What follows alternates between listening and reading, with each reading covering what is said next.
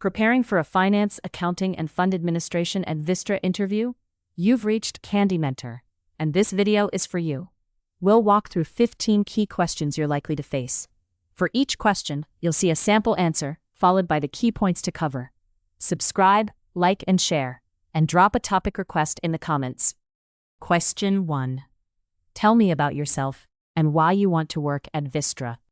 I would position my background around fund administration, accounting discipline, and client service. Vistra appeals to me because it combines global scale with work that is very detail-driven: entity management, fund accounting, reporting, and compliance support. I enjoy roles where accuracy, deadlines, and communication all matter. My strength is turning source documents, bank activity, and investor data into clean outputs, while keeping managers, auditors, and clients updated before issues become surprises.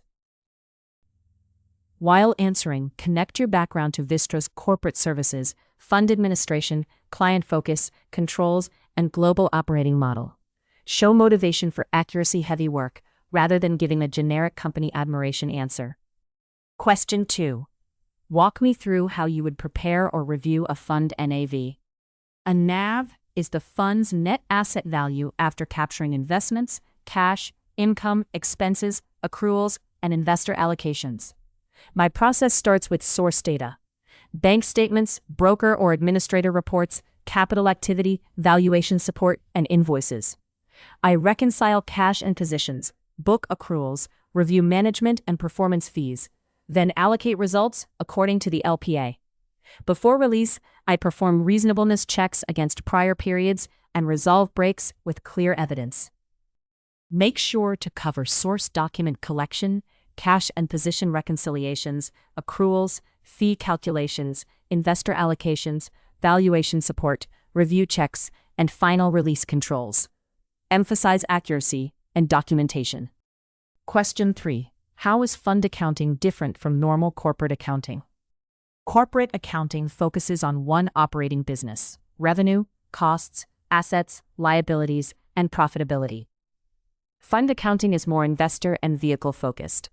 The key questions are whether NAV is correct, investor capital accounts are accurate, fees are calculated under the fund documents, and subscriptions or redemptions are processed properly. In a Vistra-type environment, the accounting is also service-oriented, so documentation, turnaround time, and audit trail are as important as the journal entries. In your answer, compare entity-level profit reporting with investor-level capital tracking. Mention NAV, capital accounts, allocations, fund documents, subscriptions, redemptions, fees, and the service provider control environment. Question 4. How would you process capital calls and distributions for a private equity fund? Capital calls happen when the GP asks investors to fund committed capital, usually for investments, fees, or expenses. I check the notice against commitments, call percentages, due dates, and bank instructions, then record receivables and cash when received. Distributions work in reverse, but must follow the waterfall and allocation rules. I would verify available cash, investor sharing ratios, withholding if relevant, and ensure notices, ledgers, and accounting entries all agree. Be sure to mention commitments, call notices, allocation percentages, due dates, bank receipts, distribution waterfalls, investor notices, withholding considerations, and reconciliation between accounting entries and investor records. Question 5. What would you do if a bank reconciliation does not tie? If a bank reconciliation does not tie, I first separate timing differences from true errors. Outstanding payments, deposits in transit, bank fees, FX movements, and duplicate postings are common causes. I compare the ledger, bank statement, payment approvals, and prior reconciliation, then isolate the exact difference. If it is an accounting error, I propose a correcting journal with support. If operational, I escalate promptly and keep the reconciliation annotated. While answering, show a structured approach, identify timing versus error differences, compare bank and ledger data, review prior reconciling items, investigate payments or fees, correct entries, and escalate unresolved breaks. Question 6. Why are KYC and AML checks important in Vistra's business? Vistra operates in regulated corporate and fund services. So KYC is not a box-ticking exercise. It protects the firm, clients, and financial system. I would focus on identifying the customer, beneficial owners, control parties, source of funds, and sanctions or PEP exposure. If documentation is incomplete or risk indicators appear, I would not shortcut the process. I would escalate through compliance and document the rationale before onboarding or transaction processing. Make sure to cover regulatory risk, beneficial ownership, source of funds, sanctions, politically exposed persons, client onboarding, escalation, and why compliance discipline matters in corporate services and fund administration. Question 7.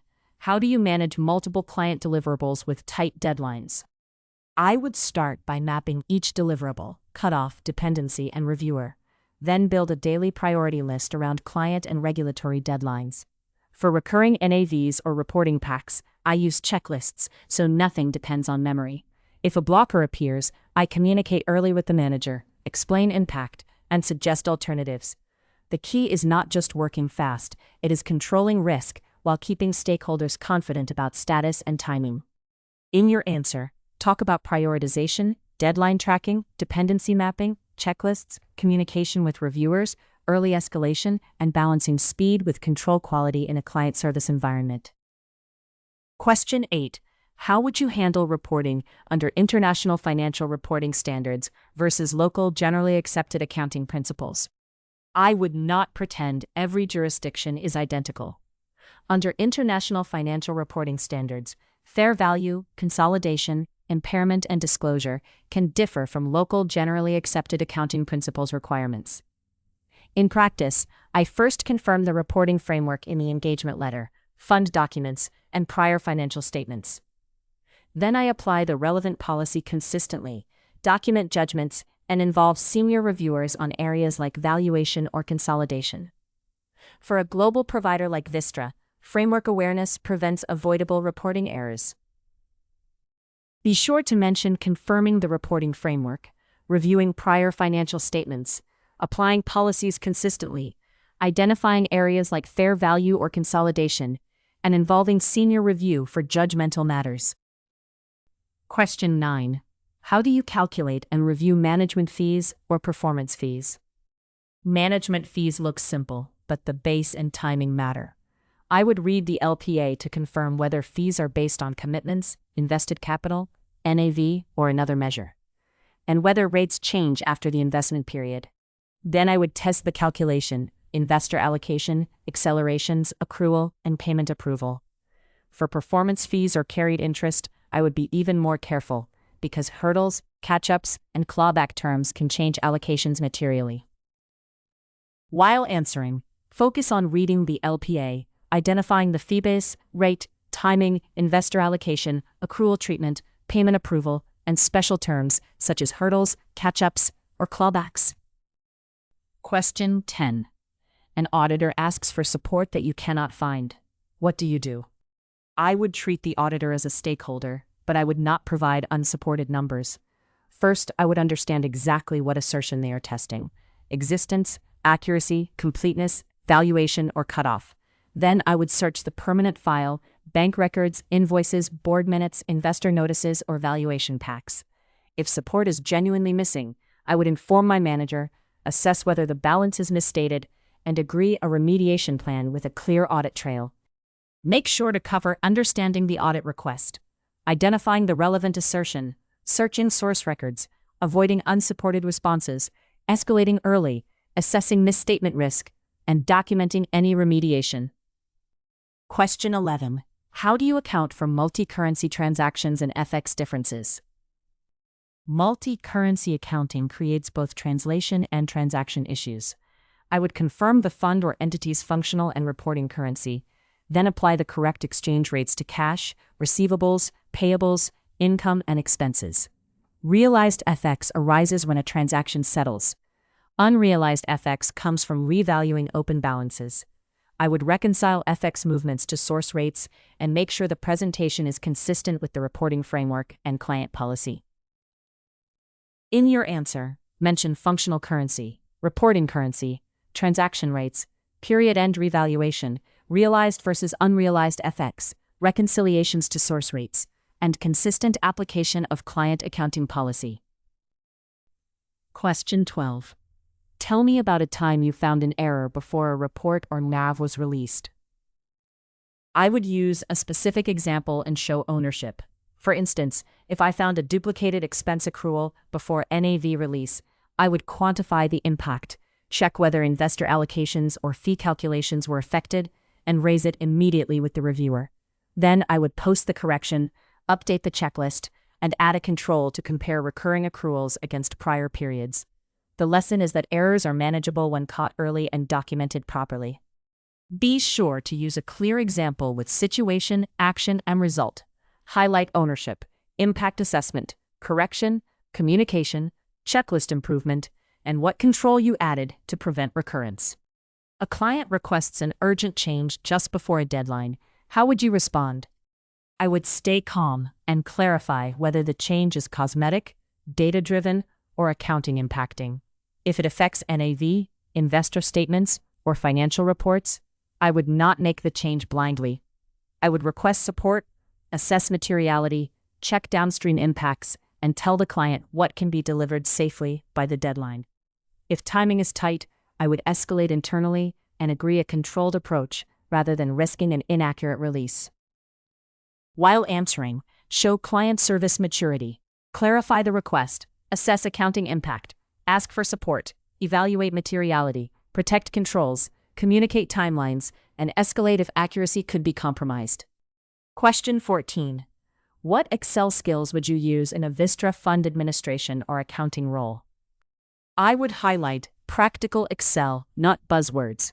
For fund administration, I use pivot tables, XLOOKUP or index match, SUMIFs, conditional formatting, data validation, and reconciliation templates to compare bank, ledger, and investor data. I also protect formulas, use version control, and avoid hard-coding key assumptions. Excel is powerful, but the control mindset matters.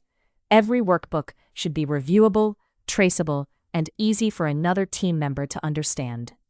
Make sure to cover practical tools such as pivots, lookups, SUMIFs, reconciliations, conditional formatting, data validation, formula controls, version control, and making workbooks reviewable by others. Question 15. Why should Vistra hire you for this role? Vistra needs people who can combine precision with service. I would bring strong accounting fundamentals, comfort with reconciliations and reporting, and the discipline to follow controls even under deadline pressure. I also communicate early, which matters when working with clients, auditors, banks, and internal teams across jurisdictions. My value is that I do not just process tasks. I look for risks, explain issues clearly, and help deliver reliable outputs. In your answer, summarize your accounting fundamentals, attention to detail, deadline discipline, client communication, control mindset, and ability to work across teams. Keep it confident but specific. If you are still with us, congratulations. You are much ahead of the rest and serious about preparing for your interview. We hope we were able to add value to your preparation and create some helpful content. Do not forget to like and share this video. Your small act can do great things for us.